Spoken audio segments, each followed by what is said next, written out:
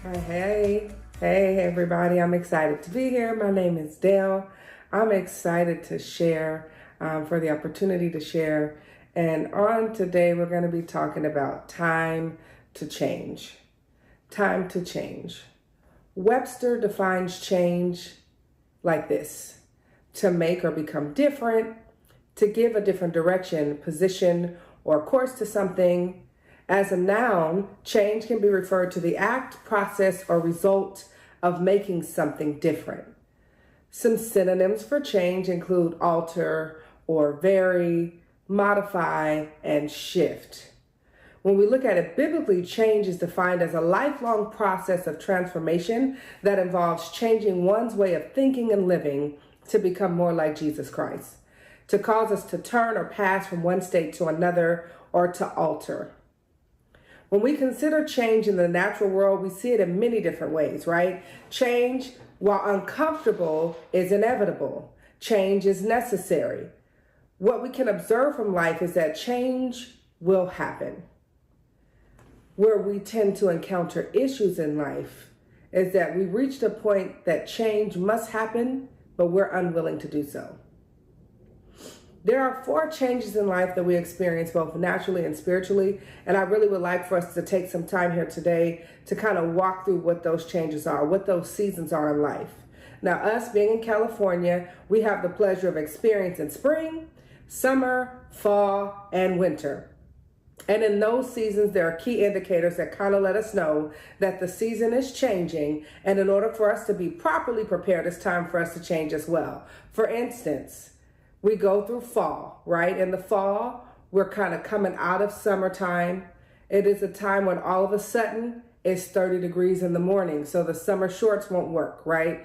We have to change our wardrobe. We have to change the things that we wear. We have to prepare accordingly for the fall season, right? Things happen, the weather changes, and we know that we must also change in order to be prepared for that next season. And I want to draw attention where we're going to spend most of our time today on Ecclesiastes chapter 3. I'll start with verse 1. It says, "For everything there is a season, a time for every activity under the heaven." Now, at the core of my being, I am a science nerd. I love it. And when I spent most of my time in college, I spent a lot of time kind of researching like natural disasters and things that were happening in the world, and really asking God to help me tie in the pieces to the spiritual aspect of those things. So when I take a look at the different seasons of life, it sparks my inner nerd, my inner scientist. And so I really want us to talk about that. So bear with me here as we go through this. It's important to note, first of all, when we talk about seasons, how do they come about? And we've all learned it in school. Most of us have forgotten. That's totally fine. But seasons are caused by Earth's tilt, rotation, and orbit around the sun. Okay, each season brings about different weather conditions and different day lengths. In the wintertime, the Earth's axis is tilted away from the sun. So it's colder, it's darker, the nights are longer, the days are shorter. Okay, in the springtime, the Earth's axis is 90 degrees from the sun. So the day and night are about the same, right? When you look at temperatures, they're kind of mild, right? You may have some cold-ish days, but you're not going to get as cold as winter. And you may have some warm days, but it won't be as hot as summer. Okay, during this season, in the spring, you have the flowers blooming, you have trees coming back to life, you have plants that are starting to grow. All of those things happen in the spring. We are aware of those. Most of us who struggle with allergies, we know spring is here because we can feel it. We're coughing, sneezing, all of the things, right? And then when you get to summertime, the Earth's axis is tilted towards the sun. And so what that does is it brings about our warmest season, right? And then in the fall, again, we're reaching that point of equinox where the Earth's axis is tilted at a 90-degree angle to the sun. But because of the rotation, we kind of see the inverse of spring. It's a little bit more colder than we would expect in spring, okay? And then, of course, in fall, you have the leaves changing, the leaves are falling, and all of those things. But here's what is true about it. Without a tilt in the axis, there would be no seasons. So essentially, if we didn't have the tilt, either towards the sun or away from it, we would have very hot summers. We would have very cold winters, right? Because, so if you think about it, the areas surrounding the equator would just burn. They would get no reprieve. The areas in the North and South Pole would just be extremely cold, right? We would have impacts to our agriculture. That tilt and the earth axis really helps to make sure that we have crops that are able to grow. All the things that we have, the rain that comes in the spring that allows the soil to be moist so that we can plant seeds so that they can grow and develop, that we can enjoy those later on in the different seasons, right? We would have different effects on our weather pattern. All of the things that would happen. So when we think through the complexities of why we have to go through these changes and these different seasons, it is ultimately for our benefit. Okay, it's ultimately for our benefit. Let's take a look at just exploring the seasons of life. When we talk about spring, it's a time of renewal and a time of growth. In Ecclesiastes 2, part A, it says it's a time to be born, and it's a time to plant. Spring symbolizes new beginnings and growth and the plantings of seeds of faith, right? This is what we experience in the springtime. And I want to give us a little bit more. Here we go.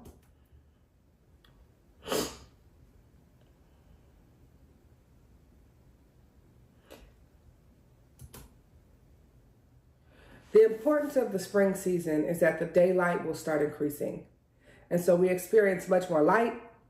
It's illuminating, reminding us that the light will always return to earth. Hence, the equinox is the representation of new life and light, new beginnings, paths, and seasons. Okay, so here's the thing that I really love about spring is, as much as the flowers are blooming and all the things, we see the beauty of everything that died in the winter now coming back to life. One of the things that happens in spring, and I loved it as a kid, is April showers bring May flowers. And so a lot of people think about spring as, oh, it's just a time of growth and rebirth and everything as well. Well, in spring, something has to happen in order to prepare the ground to receive the seeds that we're trying to plant. There is a season and a period of rain. And that season and period of rain does something for us. It softens the soil. It enables it to be ready to receive the seeds that we wish to plant. And so when you find yourself in that season of spring, it's a work time. You're toiling, you're tilling the ground. You are preparing yourself for the next seasons that will come ahead. Whatever you do in your spring season directly affects what happens in your summer and in your fall. And so when you think about some people coming in the spring, you're coming right out of winter, right? A lot of us get stuck in winter. It's dark, and we'll get to what winter looks like. But if you don't realize that it is time to change, to adjust to the spring season, that it's time to put in the work, you'll subsequently affect the rest of what happens. And then you end up spending more time in the season than you should, right? And so when we talk about spring, we have to understand that it is important that we allow ourselves the time and the opportunity to actually break ground, to actually plant those seeds. And so what are you planting? What seeds are you planting? What is it that you hope to gain? What is it that you hope to benefit going forward? It's time and this season to plant, right? And so allow that rain to come. Allow that rain to be a benefit to you. Allow that rain to help you toil and to help soften that ground so that the seeds you plant are able to be received, right? And so in this season, when we talk about it's time to start planting spiritually, we do that through prayer. We do that through learning. We do that through setting new goals. We do that through figuring out what new beginnings do I feel like God is calling me to in this season, right? When we talk about that spring season. And then after spring, we move right into summer. And summertime is typically a time of maturity and fruitfulness. Ecclesiastes 3:4 says it's a time to laugh and a time to dance. Summer represents warmth, maturity, and celebrating the fruit of our efforts, right? When we talk about summer, we know that it's hot outside, but one of the things that happens in summer, and this is true, life kind of tends to slow down, right? Kids are out of school, people are going on vacation, the days are longer, depending on a Saturday or a Friday, people are outside, we smelling barbecue, all of the things, we're actually enjoying life a little bit more. And so what happens is it is a direct reflection on our mood, right? In the summer, we're just typically more joyful. Everybody wants to be outside. It's a time in our lives when everything tends to feel like it's going smooth, right? We're naturally happy in our surroundings. The warmth of the sun and the length of the days have the ability to make everything seem brighter and better and more enriching. The summer of our spiritual life is where everything is a little bit more clear. Okay? It's a little bit more clear. We soak in the love of God. Our prayers and sacrifices seem to be fragrant. We kind of feel like in that summer season, like, all right, I can do life. I can do this here, right? The struggle is that with the summer season, that's typically where most of us like to stay. We don't like the other seasons. We like to stay where it's sunny, and there are more days the days are longer than the night, and the struggle is not as bad, and we see the fruits of our labor starting to happen, and everything is joyful and all of those things. And there's absolutely nothing wrong with that particular season. It's okay when we're in that season, but understand that as soon as that summer season is over, we're moving into fall. And so one of the dangers of the summer season is us making sure that we don't get stuck there. Because as soon as we get stuck in summer, and we know it's inevitable, fall is coming, we're not prepared for what fall is going to look like. Because I want summer to stay, right? That's what I want. So we have to understand that seasons change, right? So if you're in that summer season, amen, praise God for the summer season, but make sure that you're prepared for fall. Okay, when you move into fall, in Ecclesiastes 3:6, it says there's a time to search and a time to give up. Fall symbolizes the harvest and the need to let go of things that no longer serve us.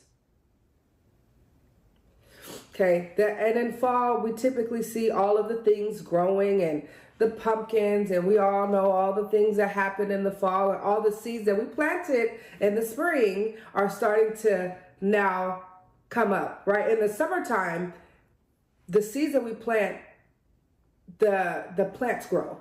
But in the fall, the fruits of those things, right? The vegetables of those plants begin to harvest, right? So those are the things. When you are in your fall season, we reap what we sow. If you're in a place of being in fall, here are some key indicators that you may be there. What you once did with enthusiasm and joy now feels burdensome. You're waiting on the outcome of a significant project or investment. You feel the weight and the urgency of finishing a task well. Your weariness and craving for rest grows almost daily. Now that I can pause for the cause and say it's true. Have you noticed in the fall that you're at work and you're like, bro, I could be at home taking a nap right now? No particular reason, nothing out of the ordinary. The days are exactly the same as they have been at work, but just something about fall and getting dark at 5 o'clock makes you want to just go rest and lay your head and say, bro, I'm ready for a break, right? You're being asked to let go of people or things or ministries that you hold dear. You've lost something or someone significant. You're in the midst of a harvest of souls, and there's more to be done than this humanly possible. Fall is tough. Fall gets you to the point where you say, is this really what I want to do? I'm kind of over this, right? I'm kind of over this. You and your fall season have to consider what may need to be released in your life, right? What old habits, what fears, what resentments, and trust God with the process of change. And we see that evidently in nature. In fall, the trees that were once gorgeous and beautiful, they change the color of their leaves, right? And then eventually they just fall off of the tree. Even the trees know when it's time to let go. In fall, all the things that flourish and all the beautiful flowers and all the plants, all of those things begin to die because it's time to let go. And the reason it's time to let go is because when the seasons change again, those very trees and those very plants, they're going to blossom new leaves and new flowers. And if we continue to hold on to the things that we need to let go of, the new things that are to be added that will be just as beautiful won't have a place to grow if we're continuing to hold on to it. It's time to change, right? It's time to let those things go. And so fall gives us that clear picture that although we want to hold on to the things that may have flourished and grown in previous seasons, we can't keep them any longer. And so fall is tough because sometimes it's calling you to get rid of and let go of things that you have maybe made a part of your identity. Could you imagine being a tree that has had these leaves for so long, that are a part of its very being, and now you have to let it go? But the leaves no longer serve its purpose. It's got to go, right? And so in this season, if you find yourself in that fall season, sometimes in our busiest, most exhausted moments, all we can manage is a few words. And here's a prayer that I found. You are my God and I trust you. That's it. I trust you in this process of letting some things go. Okay? And so finally we move to everybody. So this is most people's probably least favorite season, which is winter. I actually digress to say winter is probably one of my favorites. Ecclesiastes 3:5 says a time to embrace and a time to refrain from embracing. Winter represents a period of quiet reflection and resting in God's presence. I am a huge fan of winter. It is something about the stillness of winter that allows you to reflect. Even though the nights are longer and the days are shorter, there's a stillness that the winter brings that allows you to sit in the very presence of God and just process. It's not, you've already let go of some things. And so perhaps in this winter season, you feel like, I'm really by myself. The people that I once called don't even pick up the phone. They don't answer. I just feel like I'm in this season all by myself. But there's a stillness and a quietness of that added dark time that allows you to spend more time with God, right? When we fear our own darkness, we cut ourselves off from an essential source of our own personal power. The key is not in letting darkness overwhelm our lives and our thoughts, but in understanding that darkness can be one of the greatest catalysts for personal growth and transformation.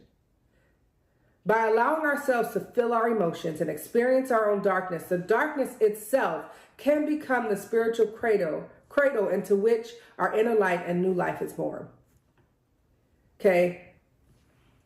In the winter season, it's cold. The winter season, you'll find most people are indoors, right? Most people are secluded. It's not like summer and everybody's not outside. It's just really a time for you to reflect, to really rely on God in this quiet season.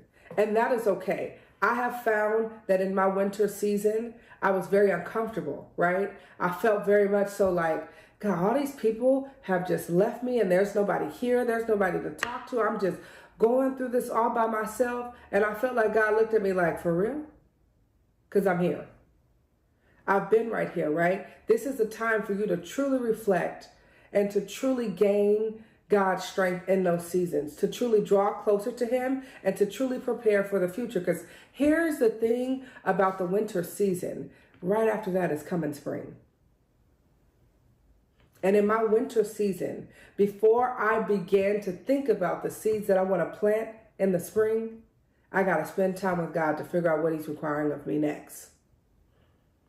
So you allow that quiet time to build you. You allow that quiet time to help you develop what your future is going to look like. Every season in life is going to set you up for the very next season. And so what we have to realize is that when it is time to change, it's time to change for our benefit. It's time to change. In the spring, we have to be ready to plant. But if I don't spend my quiet time with God in the winter, if I don't spend time figuring out what He wants from me, what it requires, if I don't spend time understanding why He required for me to let some things go in the fall so that I could reflect on those things in the winter, so that I could plant new seeds in the fall, in the summer, in the spring, and then enjoy those things in the summer, I'm ultimately living my life as though I'm on an axis that's not tilted. I'm just stuck in a very hot summer and a very cold winter, having made no progress, right? So when we talk about time to change, it's time to make progress. It's time to do some things different. It's time to get ready for whatever comes next. That is what the Lord has given me. I pray that you are blessed by that lesson. May God be with you. Have a great rest of your day.